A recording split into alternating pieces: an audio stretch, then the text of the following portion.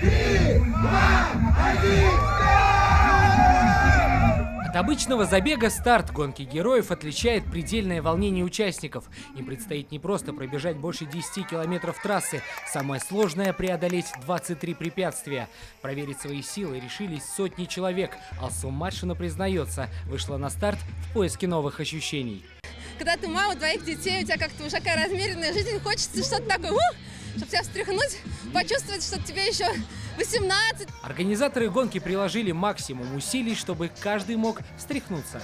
Пожалуй, самым интересным и захватывающим этапом гонки считается тарзанка. Вся сложность в том, что сначала участники должны подняться на высокую конструкцию при помощи каната, после чего преодолеть еще 30 метров над водой благодаря силе рук.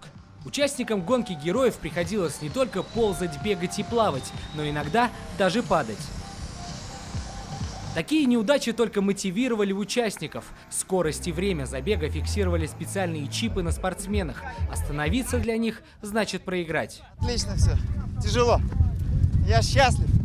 Ну а на финише гонки участников ждет самое сложное испытание. Называется оно Эверест. Именно здесь им нужно преодолеть 8-метровую гору. И очень часто они прибегают к таким вот хитростям. Героем испытания Эверест стал Дамир Ахунов. 10-километровку он бежал вместе со своей женой Региной. Поняв, что супруга сама на гору не поднимется, проблему решил по-мужски. И, безусловно, на Эвересте, мне кажется, все видели, как он забрался первый, а я уже была как мешочек, который просто подтянули. Хотя изначально мы решили на семейном совете, что друг друга ждать не будем. Но в итоге мы бежали практически вместе, сплоченно и помогали.